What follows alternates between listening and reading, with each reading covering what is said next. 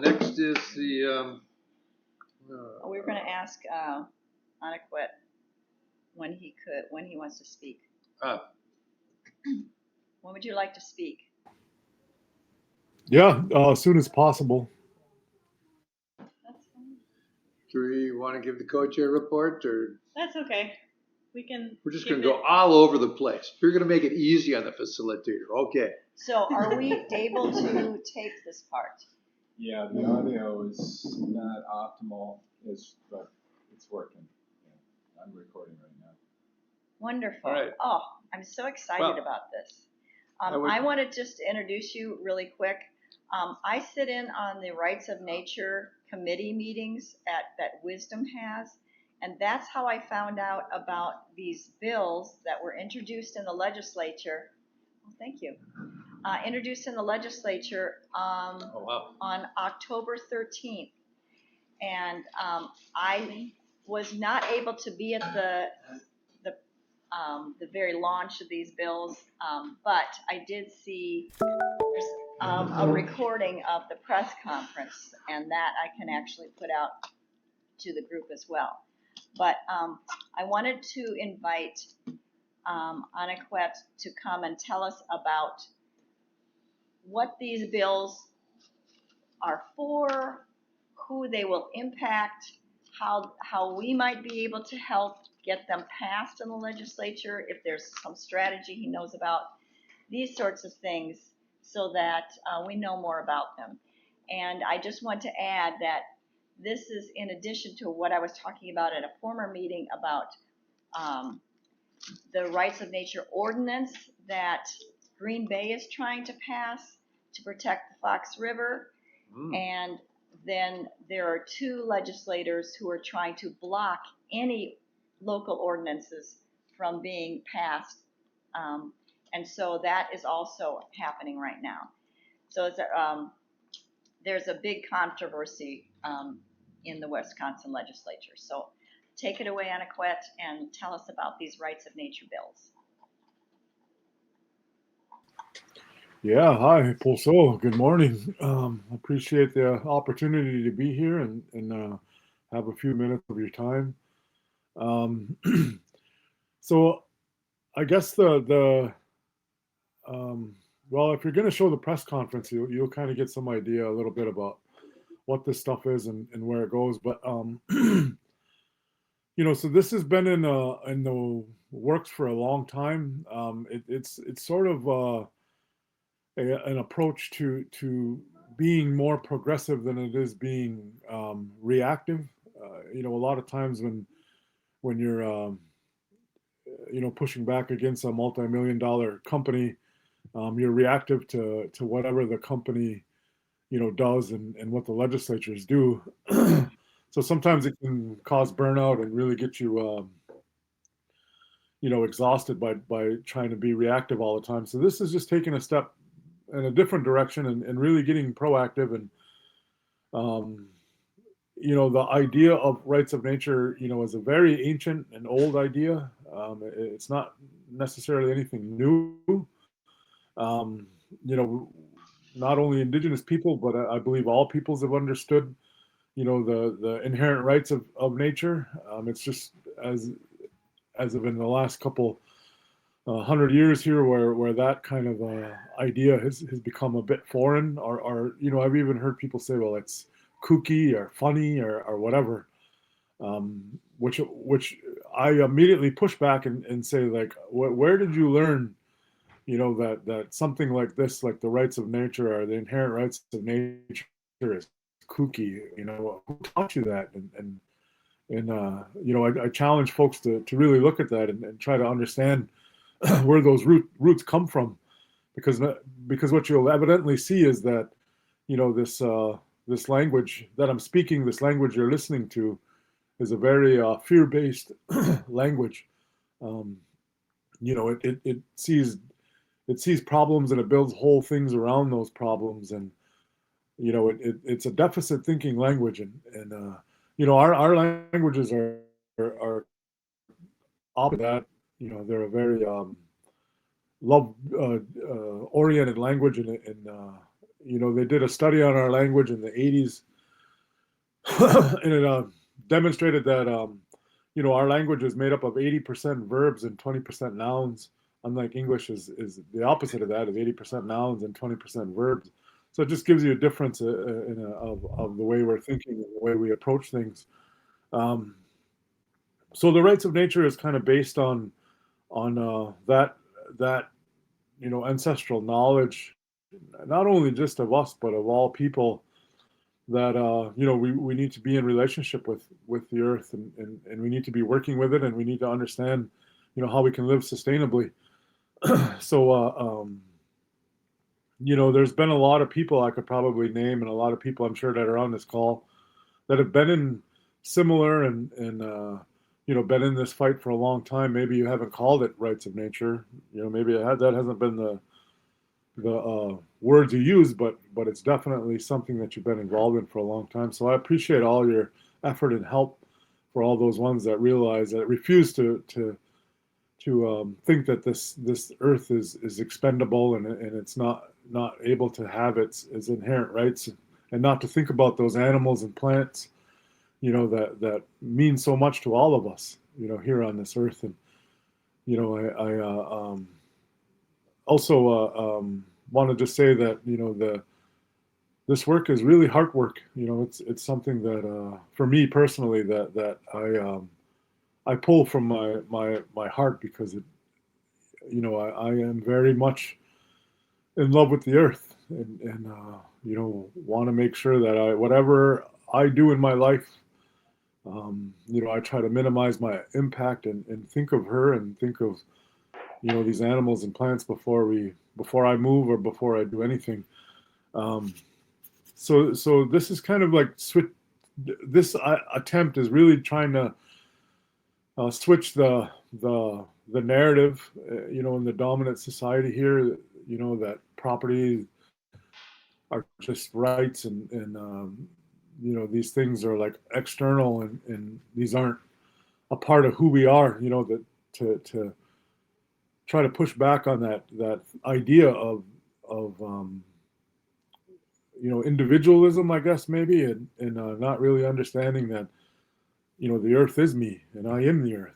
It's not, there's no separation there, there's no difference there. And one of the things I did say in my press release at that press conference was that people, to remind them that you cannot poison the water without poisoning our children, and you cannot clear cut the forest without cutting down our future, and you cannot desecrate the land and expect people to stay whole.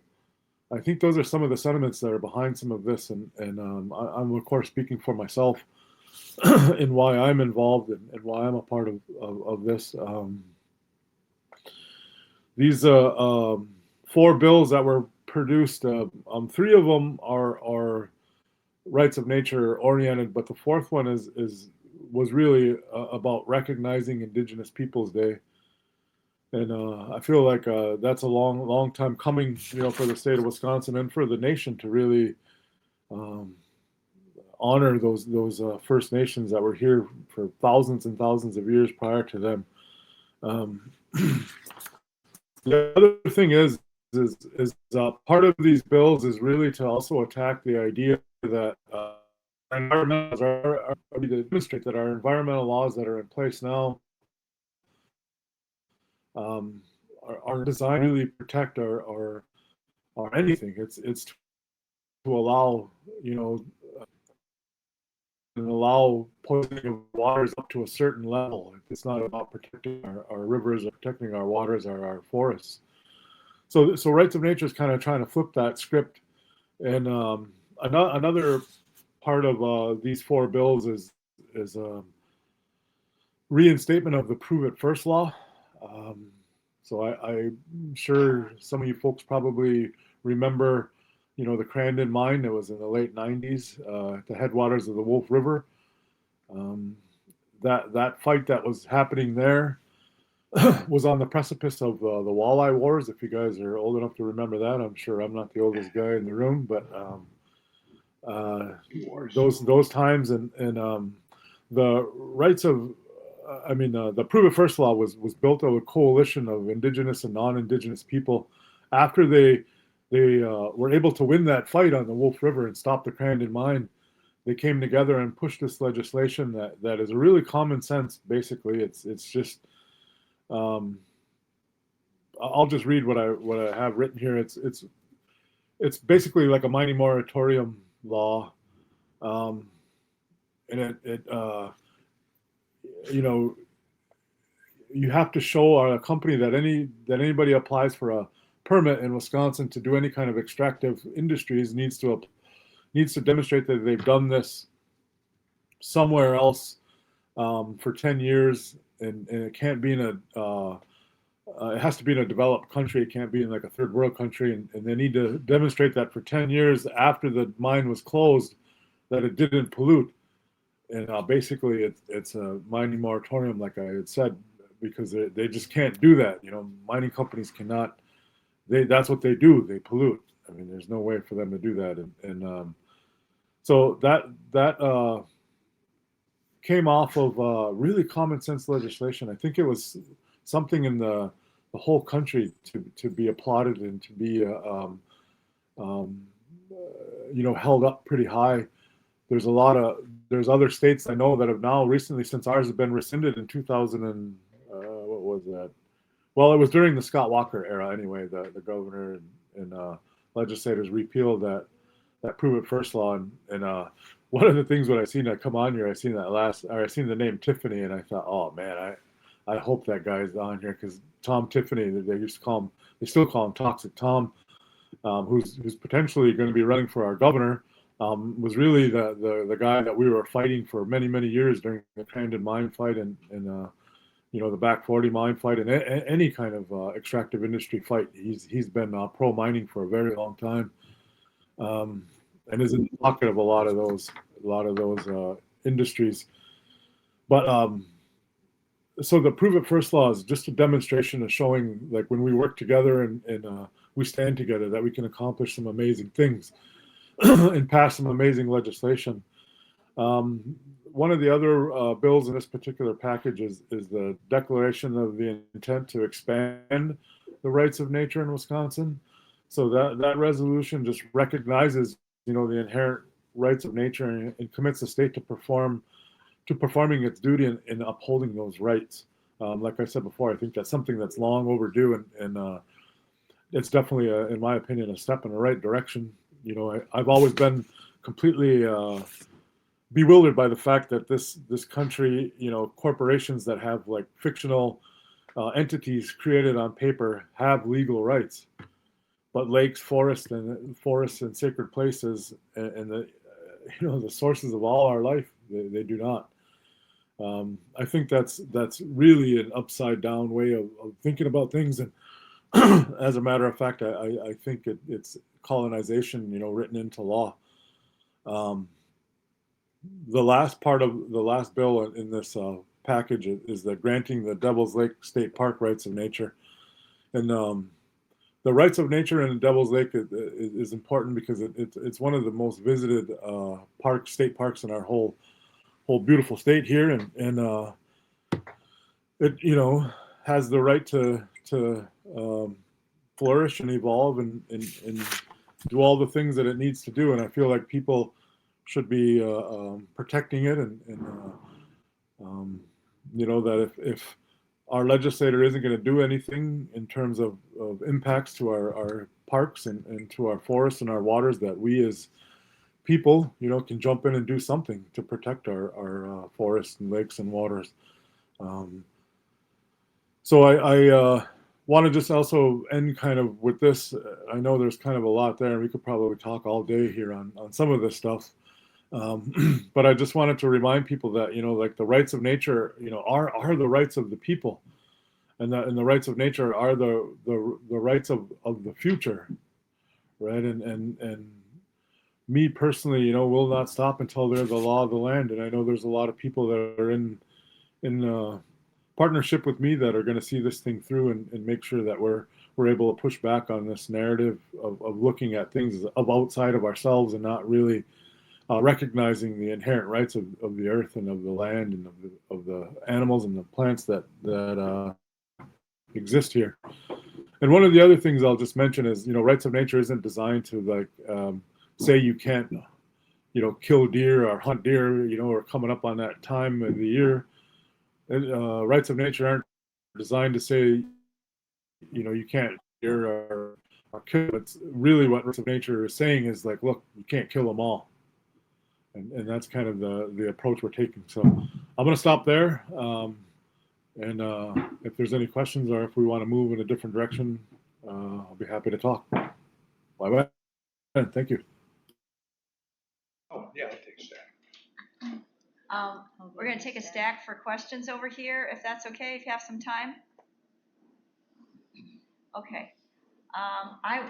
You're first on the stack, second, and I'd like to be third. I'll go. Fourth, okay.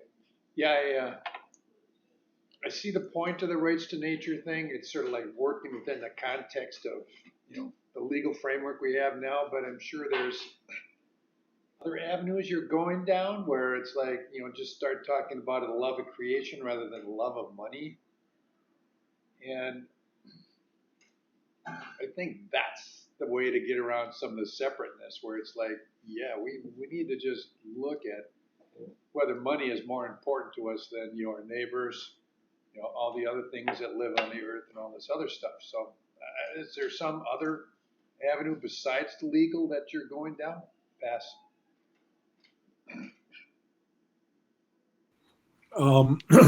When you mean other avenues, like, could you give me an example of what you're meaning? Well, I guess just trying to frame it in a different point of view. Rather than it all being about, what's best for me, it's about what's best for all of us. And that's one of the pillars of the, Right. Wisconsin Green Party is diversity and how we're stronger, more resilient, when everybody does better rather than just a few people do better. Pass. Yeah. Well, I mean, that's literally what rights of nature is, right? It is for all of us, right? But it's not just people. It's including the earth itself and including, the natural world. And I also feel like, this is like pushing back also on the narrative of like where, we have government controlling everything. This is like putting the power back into the communities, hands, and also I think it's like giving an opportunity for a certain group of people wherever they are in the state to come together and do something that reflects who they are, where they are, and things that matter to them. I don't think that this is like a boilerplate per se to say, hey, look, this is the only way and the only thing to think about this. One way I can maybe give an example is that here on the reservation, on the Menominee reservation here, we do what's called sustained yield. And, basically we follow our ancestors' visions about cutting our forest. And I'm sure you guys maybe you're not familiar with the way in which Menominee harvest our timber, but we're worldly known for the way in which we do it, that we only cut the dead and dying trees and we cut in a circular fashion. And once we complete that circle, by the time we get back around, the other trees will be able to be there. So we'll always continuously harvest. That's rights of nature, right? And it may not be called that, but that's a way of thinking about things. And sometimes I feel like we just need to be creative and need to think about the way in which we approach this. The prove it first law to me is another example of a rights of nature law. It may not be called that, but that's exactly what's behind it in some ways. Now, there's specifics about rights of nature, I think, that are specific to this particular movement, that people would be able to stand, up in court to stand for Devil's Lake or other sacred areas. And that's unique to this particular bill. But the sentiment, I feel like, is what's important, and kind of what you were getting at, is really, talking to people that this is like bigger than just what's good for me or the individualism, but it's like as a whole. And I think as we move as people, as in a country, we have to understand that, the rate in which we're moving is anti-nature, and that we're not going to have a whole lot of more time to figure this out, and the climate change is a real deal, and I feel that people that don't understand climate change or say that it doesn't spend a lot of time in the woods. We spend a lot of time. I spend a lot of time harvesting rice, picking berries, making maple syrup, picking medicines, and you can see how evidently clear it is that climate change is having a huge impact in some of that. I don't know if that answers your questions or not, but That's good. Barbara, you're next. Yeah, thank you so much for giving a talk. I have a couple of questions. One of them is what are the actual names, titles of the bills, like the numbers, so that we can follow them? Do you have that information? yeah, that's a good question. I was hoping Representative Missouri or Maressi would be on so that he would be able to give you that information. I don't have that right now. I heard that they don't have numbers yet. Oh, okay. That's what the email I got from Connor of the Rights of Nature Committee. He said that they don't have numbers yet, but do they have names?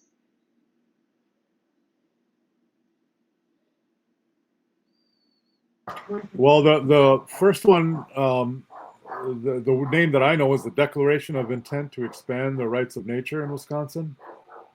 The other one is the reinstatement of the Prove It First law. The other one is granting Devil's Lake State Park rights of nature. And the fourth one, like I mentioned in my talk, is recognizing Indigenous Peoples Day.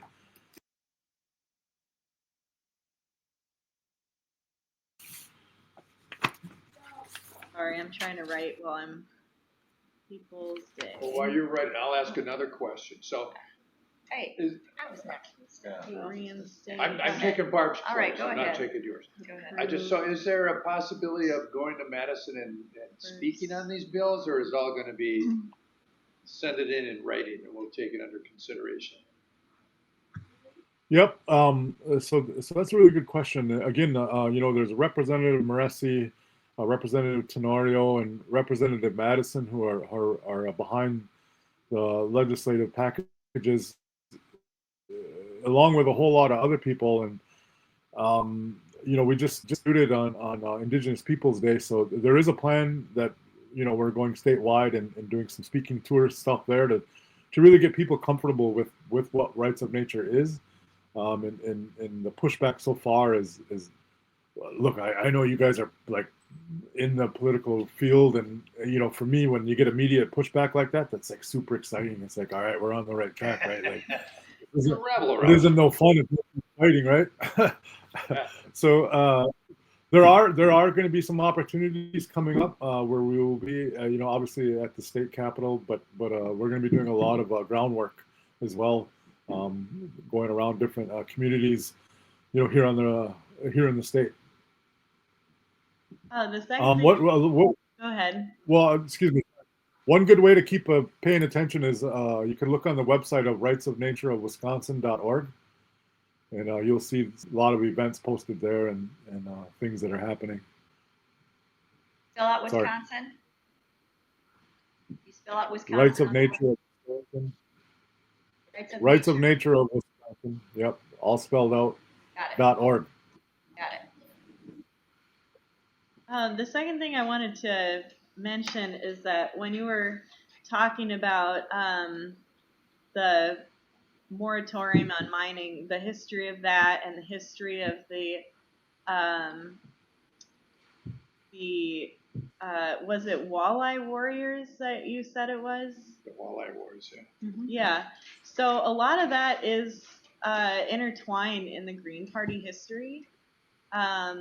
The late Inkforth would talk about how the Wisconsin Green Party started out of that movement, the Walleye Warriors movement. So we used to have like this very close connection with the native people of Wisconsin. And since I've been here, which is 2016, we really haven't had as much of a connection. Now, I've been in the Conservation Congress, and most of my time there, we had been we had questions about getting the moratorium on mining back, and the Conservation Congress as a whole group has decided that yes, they absolutely want to push that after several years of putting that question through. But that doesn't really have any teeth. But anyway, I wanted to get back to like how can we really get back to having that closer relationship with this movement, so that we can like we're kind of rekindling our old relationships. I saw some old paperwork about United to Amend, which we had a little while ago, and they're on a community rights movement paper. And community rights, I know, is kind of involved in rights. It's like closely related to rights of nature, as far as I know. So how do we make sure that we're getting back involved, besides following the website Rights of Nature, so that we are on top of these issues? I like that we're on the cutting edge of this one, that we're getting to it before there's even a number on the bill. So that's kind of my general question. The bill that shall not be numbered. Yeah, well, I think that's probably a pretty good question for internal folks, within your party, and understanding that. But on that Rights of Nature website, there's quite a bit of opportunity to come to meetings and to get involved in different events or whatever. I mentioned the Walleye Wars for that reason, that you guys were a big part of that at the time, and that I feel like that's something to really hang your hat on, and that was an amazing time, even though it was pushing back against a destructive industry. I mean, the coming together and the working together, it was awesome. I mean, I don't know if sounds like you're not old enough to remember it, or maybe not read any books about it, but there's probably, I'm sure, folks that are still around. That makes me feel like real old when I say things like that. I don't think that I don't feel like I'm that old. I mean, I just turned 46, but I was a young man during that time, and I remember walking and marching and all those things and things like that. But yeah, to just develop the understanding a little bit more about that movement, and just how those guys went about it. It was amazing, and you had some incredible people that were at the front of that too, that unfortunately are no longer here, but there's still a lot of folks that are very much moved and ready to assemble and are doing things already. So I feel like just pay attention to the rightsofnaturewisconsin.org website, and like I said, there's meetings there, there's things happening. I mean, if you guys wanted to be a part of the the tour and things, just whatever. I think we're open to all that. I have a couple of questions. One is this something that the DNR would be, or what would be the relationship of these bills with the DNR? Yeah, I think it's really just strengthening what they are, giving them a little bit more of a strength in what they're doing. We have had, so this is a perfect question for Representative Moresi or those guys, because they worked hand in hand with the DNR when we were crafting these bills and putting these together. So I feel like, as we move forward, those guys are going to be important in terms of talking about things like this. But what I remember from our conversations with them is well, I mean, the Prove It First laws was in place for a while, and gave the DNR a whole heck of a lot of power, right? And as we know, that the DNR has been stripped of power through these years, and through the Scott Walker era and things like that. But this is maybe giving them an opportunity to get some of that back. The other question I have is that resolution to expand the intent, or The acceleration, is it? Declaration. No, declaration of intent to intent. expand rights of nature resolution. Okay. Is that kind of designed to stop this move to outlaw or restrict local ordinances that are rights of nature ordinances? Or would that have any power over that, or do you think? Well, yeah, I think in some ways. Those, so the Republicans that pushed that law forward got wind of what we were doing, and that was their attempt to try to get out in front of us. But I feel like they don't know what rights of nature is, or they don't understand it. I feel, and they kind of like preemptively made this decision just because it is the way of the world nowadays without understanding what it is. I'm not too worried about it. Right now, I don't, they don't have a number, or there's not a lot of sponsors entirely with it right now. But either way, whatever it is, we're going to push back. I feel like this isn't this is just a declaration that the state's going to say that, like, look, we're going to go in this direction, we're going to think like this, and we're going to act this way right in the future. That's the intent around the declaration, in that we're going to uphold these rights, and we're going to perform in that way. It's not necessarily a pushback to anything, but it for surely goes in the face of that particular thing. But You had a question? Yeah, hi Guy. Thanks for your presentation. I'm pretty, I'm aware of reservations, but need sort of but not really that, and I go up north through the national forests, but I'm pretty ignorant. So just some sort of an intro would be good on that. But then, so that's one question. And then CELDEF, the Citizens Environmental Legal Defense Fund. I got I was at a one-day class by Paul Cienfuegos. I don't know if you know him. Yep. And this was on the rights of nature. And one of the things he emphasized is there's been like 100 years of corporate law since I think it was the 14th Amendment that gave corporations more power. And so we've got a huge legal system to fight against in the rights of these guys, Thomas Lindsay, Richard Grossman, who's I think who's dead, and then Paul Cienfuegos. They've been involved in all these legal proceedings, and I don't know how much of the Crandon mine stuff was involved there, but I'm just throwing a bunch of stuff out there, like how much, what do you know about Paul Cienfuegos? And then, yeah, from my point of view of not knowing, like what's some of the history, just some background on the Menominee reservation, go back 100 years and zip through really quick. I don't remember all that. Yeah, no, but just Well, just we are something, limited to Yeah. 15 anything minutes. is better than nothing. I have no kind of understanding. Are you Just show up there one day. Yeah, were the Menominee totally native? Like in some cases, Indians were marched across the country, right? But the Menominee didn't have to go through that, did they? no. So okay, well, I'll say this is the Menominee are the longest living inhabitants of this area, what is known as Wisconsin.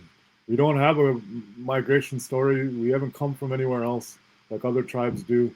Our creation story started at the mouth of the Menominee River. And we've been here for thousands and thousands of years. The word Wisconsin is a Menominee word. In our language, they say Wiaskosin, and it means like it's an all-encompassing word, meaning that everything here is good. Everything from the rivers to the air to the lakes to the animals, all of it, to the people. We've been here for that long. What's fascinating about the Menominee? Well, there's lots of things that are fascinating about Menominee, but I'll say that my grandfather always used to say that all Menominees are tall, handsome, strong, good-looking, and full of humility, right?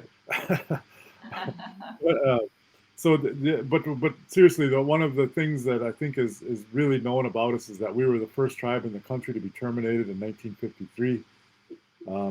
We got restored through a grassroots effort. We got a congressional act passed called the Restoration Act. Excuse me, what did you say the first to be, what did you? Terminated. Terminated. What does that mean? That means that the government pulled the federal status of our tribe. Recognize we're that tribe. no longer Menominees as in their eyes. Wow. So our that's why our reservation is now a county. We became the 72nd county of Wisconsin. Oh, Which on our reservation right now, the county land is probably about 1,300 acres. The Menominee Reservation is about 234,000 acres. Well, but so if it's terminated, but it exists, I'm confused. I mean, is it there? Got restored. Oh, it got restored. Okay, so 1950. Yep, 1973, there was a congressional act passed, the restoration of the Menominee Indian tribe, where we were restored back to federal status. As facilitator, I'm going to jump in here. How long over 15 minutes do we want to go? Well, I want to ask if there are people online who have questions, because we haven't asked Tiffany, Robert, or Angelica if they have questions.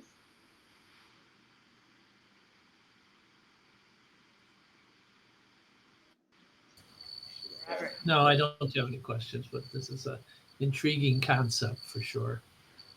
Yeah, it might be something you can use in your campaign, Robert. Possibly. Oh, nice to meet you. Thank you for coming. I don't have any questions. I don't know if maybe sometime we could do a visit. I would love to visit um, your county. I guess it's a county, not a reservation. But I think more information, more education to people around the states, and it's always better to know because people don't know these things. So I've never been to a reservation in the state of Wisconsin. I went to a powwow only, but it was an urban powwow.